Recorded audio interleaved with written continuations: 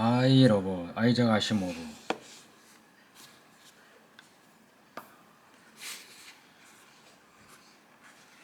The news broke over the city a week before Bailey was to have been nominated, but broke is the wrong word.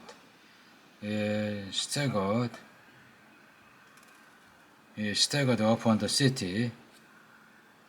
Shamble crowed. Laughter began, and wheat was free. As far up hand of Queen tightened its pressure in easy stage, the laughter grew forced. An element of hollow uncertainty entered, and people broke off to wonder. The convention itself has the air of the restive stallion. There had been no contest planted. Only Barry could possibly have been nominated a week earlier. There was no substitute even now. They had to nominate him, but there was complete confusion about it.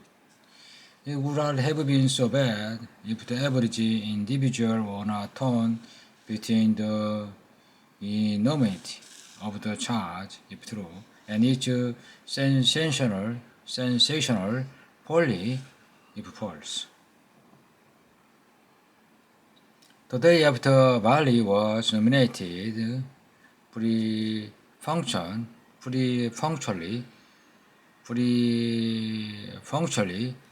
hollowly, a newspaper finally published the gist of a long interview with Mr. Dr. Susan Calvin, world-famous expert on neuropsychology and positronics. What broke his popularity and succinctly described as hell. It was what the fundamentalists were waiting for. They were not a political party. They made pretense to no formal religion. Essentially, they were those who had not adapted themselves to what had once been called atomic age, in the age when atoms were a novelty. Actually, they were the simple lifters, hankering after life, which is those who lived it had probably appeared not so simple, and who had been, therefore, simple lifters themselves. The fundamentalist requires no new religion to detest robot and robot manufacturers, but a new religion such as the Queen accusation and the Calvin analysis was sufficient to make such detestation audible. The huge plant of the U.S. Robot and Mechanical Man Corporation was a hive that spawned armed guard prepared for war. Within the city, the house of Stephen Bailey bristled with follies. The political campaign, of course, lost all other issues and resembled a campaign only in that it was something feeling the haters between nomination and election. Stephen Bailey did not allow the pushy little man to distract him. He remained comfortably perturbed by the uniforms in the background. Outside the house, past the line of grim guard, reporters and photographers waited according to the tradition of the castle. Once enterprising visitor station, Beezer station even had a scanner focused on the blank entrance to the prosecutor's unpretentious home. While a synthetically excited announcer appeared in which we need inflated commentary. The first little man advanced. He held forward a rich, complicated suit. This, Mr. Bailey, is a court order authorizing me to search this premise for the presence of illegal mechanical men or robots of any description. Bailey half rose and took the paper. He glanced at it indifferently and smiled as he handed it back. All in order. Go ahead. Do your job, Mrs. Hoppen. To his housekeeper, who appeared reluctantly from the next room, please go with them and help out if you can. The little man, whose name was Holloway, hesitated, produced an unmistakable blush, paled completely to catch Bailey's eye, and muttered, "Come on," to the two policemen. He was back in 10 minutes. Through questioned Bailey, in just in tone of a person who is not particularly interested in the question or its answer. Holloway cleared his throat, made a bad start in falsetto, and began again angrily. "Look here, Mr. Bailey, our special instructions were to search the house very thoroughly. And haven't you? We were told exactly what to look for." "Yes, in short, Mr. Bailey, and not to put too fine a point on it, we were told to search you." "Me?" said the prosecutor with a broadening smile. "And how do you intend to do that?" "We have a Pennet radiation unit." "Then I'm to have my X-ray photograph taken?" "Hey, you have the authority? You saw my warrant. May I see it again?" Holloway, his forehead shining with considerably more than mere insinuation, passed over a second time.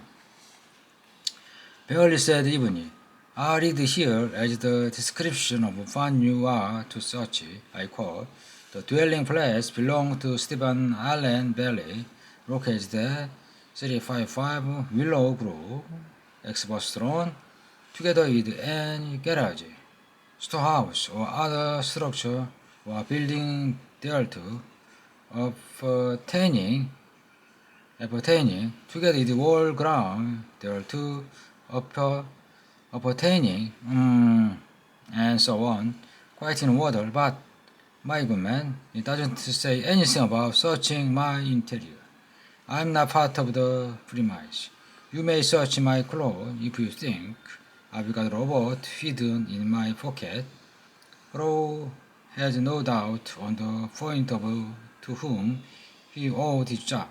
He did not propose to be backward, given a chance to earn a much better, i.e., more highly paid job. He said, in a faint echo of bluster, "Look here, I'm allowed to search the furniture in your house and anything else I find in it. You are in it, aren't you?" "A remarkable observation. I'm in it, but I'm not a piece of furniture.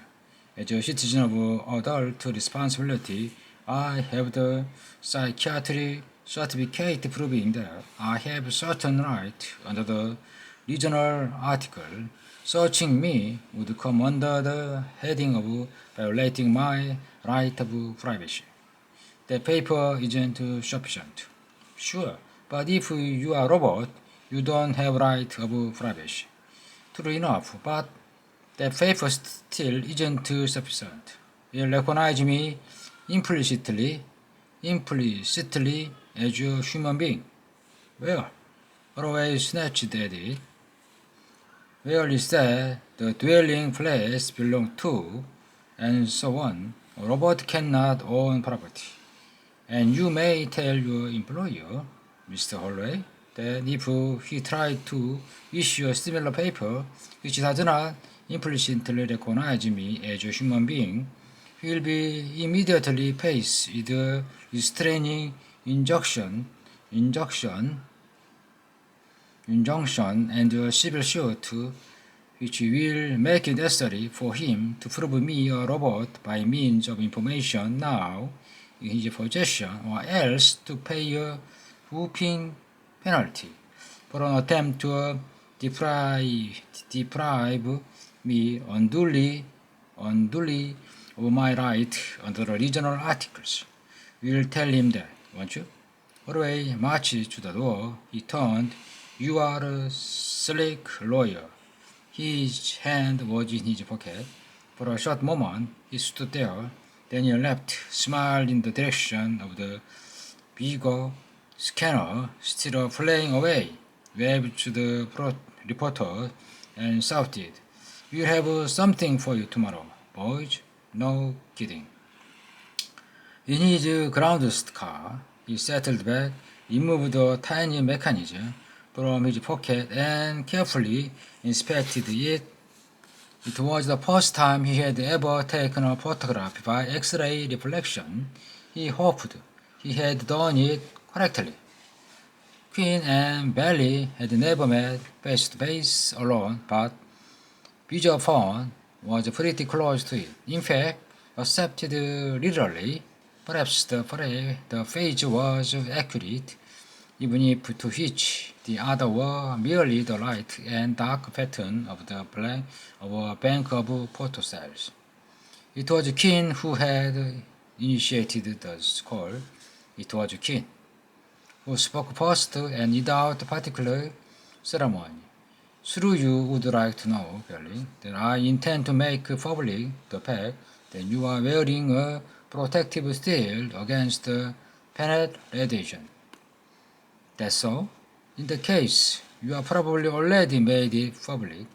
I have a notion our enterprising class representative have been tapping my various communication lines for quite a while. I know they have my office lines full of holes, which is why I've dug in my home these last weeks." Barely was friendly, almost chatty. Kin's lips tightened slightly. "This call is sealed slowly. I'm making it at a certain personal risk. So, I should imagine. Nobody knows you are behind this campaign. At least, nobody knows it officially. Nobody doesn't know it unofficially. I wouldn't worry. So I wear a protective shield? I suppose you found that out when your puppy dog's planet radiation photograph the other day turned out to be overexposed. You realize, Bailey, that it would be pretty obvious to everyone that you don't dare face X-ray analysis. Also that you and your man attempted illegal invasion of my right of privacy. They'll be careful for that. They might. It's rather symbolic of our two campaign, isn't it? You have little concern with the right of the individual citizen. I have great concern. I last submit to X-ray analysis because I wish to maintain my right to own principle, just as I remain the right of others when elected. That will no doubt make a very interesting speech, but no one will believe you. A little too high-sounding to be true. Another thing, a sudden crisp change. The personal in your home was not complete the other night. In what way? According to the report, she suffered papers before him that were just within the range of vision of the beach plate. There was one person missing, the cripple. "As you say," said Bailey, tonelessly, a cripple, my old teacher, who lived with me and who is now in the country and has been for 2 months. Much needed rest is the usual expression applied in the case. He has your permission? Your teacher, a science of thought, a lawyer once, before he was a cripple, he had government license as a research biophysicist with a laboratory of his own, and the complete description of work he's doing filed with the proper authority, to whom I can refer you. The work is minor, but is a harmless and engaging hobby for a poor cripple. I am being as helpful as I can, you see. I see. And what does this teacher know about robot manufacture? I couldn't judge the extent of his knowledge in a field with which I am unacquainted. He wouldn't have access to positronic brain. Ask your friend and US robot. They'd be the ones to know. I'll put it subtly, barely. Your crippled teacher is a real Stefan Bailey. You are his robot creation. We can prove it. It was he who was in the automobile accident, not you. There will be ways of checking the record. Really? Do so, then, my best wish. We can search your so-called teacher's country place and see what we can find there. Well, not quite, Queen. Bailey smiled broadly. Unfortunately for you, my so-called teacher is a sick man. His country place is his place of rest. His right of privacy as a citizen of adult responsibility is naturally even stronger under the circumstance. You won't be able to obtain a warrant to enter his ground without showing just cause. However, I'd be the last to prevent you from trying. There was a first moderate length, and then Queen leaned forward so that his imaged face expanded and the fine lines of his forehead were visible. Barely. Why do you carry on? You can't be elected. Can't I? Do you think you can? Do you suppose then your failure to make any attempt to disprove the robot charge, when you could easily, by breaking one of the 3 laws, does anything but convince the people that you are a robot?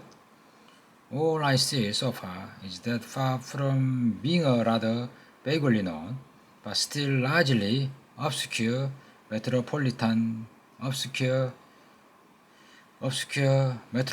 lawyer, I have now become a world figure. You are a good publicist, but you are a robot.